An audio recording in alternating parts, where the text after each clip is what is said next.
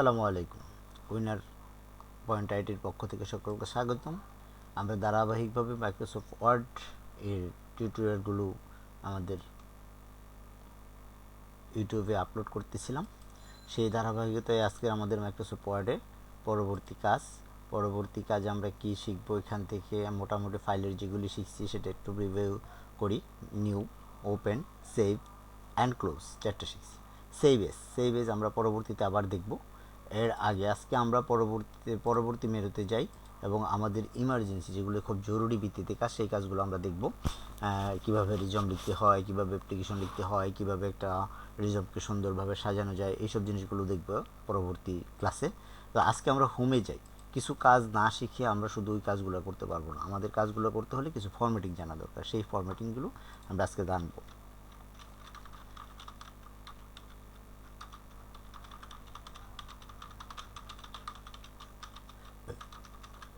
আমি একটা লেখা লিখলাম।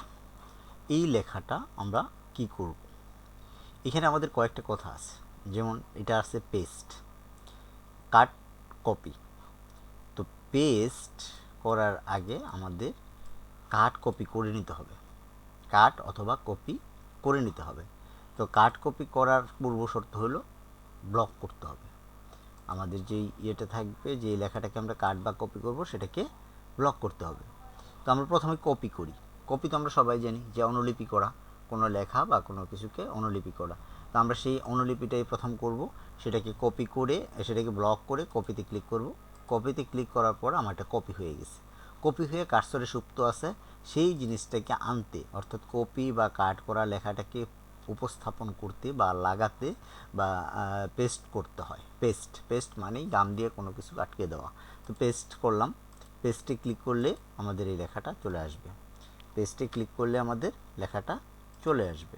তাহলে আমরা একবার কাট বা কপি করার পর যতবার ইচ্ছা ততবার পেস্ট করতে পারি। একবার কাট বা কপি করার পর যতবার ইচ্ছা ততবার পেস্ট করতে পারি।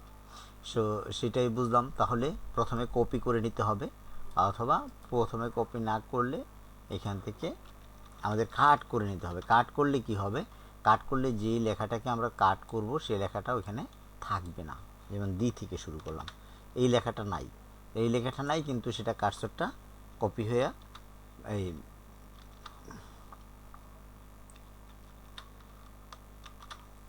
কাট হয়ে কার্সরে চলে আসার পর আমরা এটাকে কী করবো? আবার পেস্ট করলেই সেই লেখাটা চলে আসবে।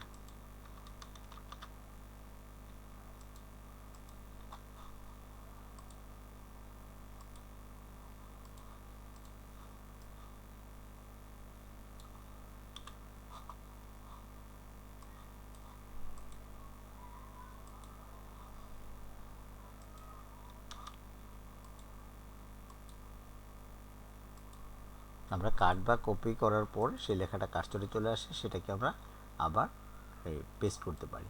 তো আমাদের এখান থেকে হোম থেকে কী শিখলাম? আমরা কাট কপি, এবং কাট কপি করা লেখাকে আনার জন্য পেস্ট করতে হয়, এটা শিখলাম। ফরম্যাট প্রিন্টার এটা আমরা একটু পরে শিখতেছি। তার আগে আমাদের এই ফন্ট কি, এই ফন্ট লেখার যে ডিজাইন সেটাকে ফন্ট বলা হয়। সেই ফন্টটা আমরা এখান থেকে ডিজাইন থেকে নিতে পারি। যখন আমরা বাংলা লিখব তখন বাংলা ফন্টগুলো নিব, আর ইংরেজির ক্ষেত্রে বিভিন্ন স্টাইলের লেখা আছে, সেটাকে আমরা নিতে পারি। এখান থেকে যে স্টাইলটা সিলেক্ট করব সেই স্টাইলে লেখা হবে। আর আগে যদি লিখে ফেলি, লেখার পর যদি সেটাকে চেঞ্জ করতে চাই, তাহলে আমাদের কি করতে হবে? আগে ব্লক করে নিতে হবে। আর যদি লেখার আগে আমি ফন্টটা বা স্টাইলটা চেঞ্জ করে নিই, তাহলে আমার সেই স্টাইলেই লেখা হবে।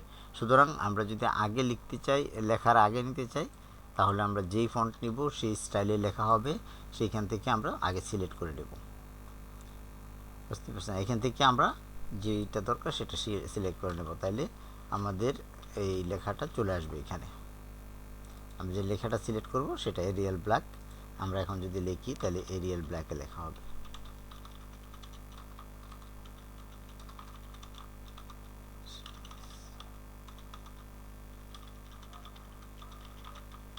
এই স্টাইলে হচ্ছে।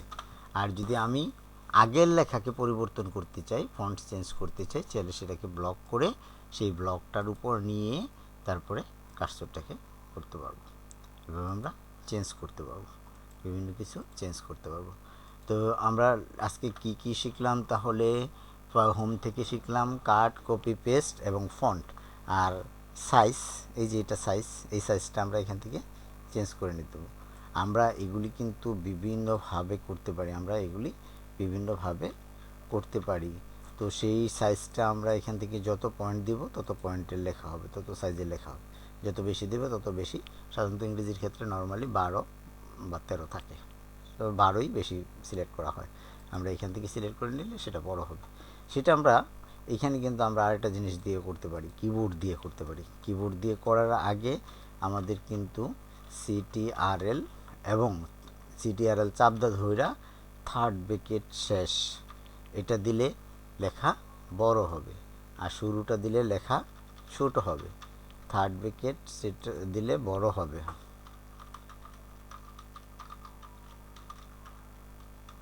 আর যদি CTRL প্লাস থার্ড ব্র্যাকেট শেষটা দেই তাহলে লেখা ছোট হবে, বুঝতে পারছেন? তাহলে আমরা এই লেখাগুলো বড় ছোট করতে পারি। তো আমাদের লেখা বড় ছোট করার জন্য সেটাকে এখানে করতে হয়। আবার ঠিক একইভাবে এই লেখাটা যদি আমরা বোল্ড করতে চাই, মোটা করতে চাই একটু, তাহলে বিতে ক্লিক। শর্ট কমান্ড হলো কন্ট্রোল বি, বাংলাদেশের বি। এটা একবার দিলে বোল্ড হবে, একবার দিলে উঠে যাবে, একবার দিলে হবে, একবার দিলে উঠে যাবে। ইটালিক, লেখাটা ইটালিক স্টাইলে, অর্থাৎ একটু বাঁকা হবে। এটা কন্ট্রোল আই একবার দিলে ইটালিক হবে, আবার দিলে নরমাল হবে। Control I. আর ইউ মানে আন্ডারলাইন করার জন্য, আমরা যখনই আন্ডারলাইন করব তখন ইউতে চাপলে হবে। এটা হলো কন্ট্রোল ইউ, একবার দিলে হবে, একবার দিলে উঠে যাবে। আর অথবা এখানে একবার ক্লিক করলে হবে, আবার ক্লিক করলে উঠে যাবে। তাই একবার ক্লিক করলে উঠে যাবে, আবার ক্লিক করলে হয়ে যাবে ফরম্যাটটা। এই হলো ফরম্যাট আমাদের লেখার ছোটোভাবে সাজানোর জন্য। এই কয়টা জিনিস আমরা এখান থেকে ইউজ করতে পারি স্বাভাবিকভাবে। এই কয়টা সহজে করার জন্য আমি এগুলি করলাম। আমরা পরবর্তীতে প্র্যাকটিক্যালি সব কিছু আমরা আসলে প্র্যাকটিক্যালি দেখব। পরবর্তী ভিডিওগুলো আমাদের দেখে রাখবেন, দেখে আমার চ্যানেলটাকে সাবস্ক্রাইব করে রাখলেই আপনারা দেখতে পাবেন যে পরবর্তী ভিডিওগুলো আপনারা অটোমেটিকলি আপনাদের নোটিফিকেশানে চলে যাবে। আমি আশা করতেছি আমি মাইক্রোসফট ওয়ার্ডটাকে উইদিন 10টা কিংবা 12টা ভিডিওর মধ্যে এমনভাবে শেখাবো যে আপনি কাজ করতে পারবেন। আমি শুধু কাজের জন্য, এটার ভিতরে কিন্তু আরও ডিটেলস বললে অনেক সময় নিয়ে যেয়ে বলা যেত, কিন্তু আমি সেটা না করে সহজে যাতে কাজ করতে পারেন সেই ব্যবস্থা করার জন্য আমি খুব শর্টকাটে একটা ভিডিওগুলো করি। আমি আজকের ভিডিও এখানে শেষ করছি।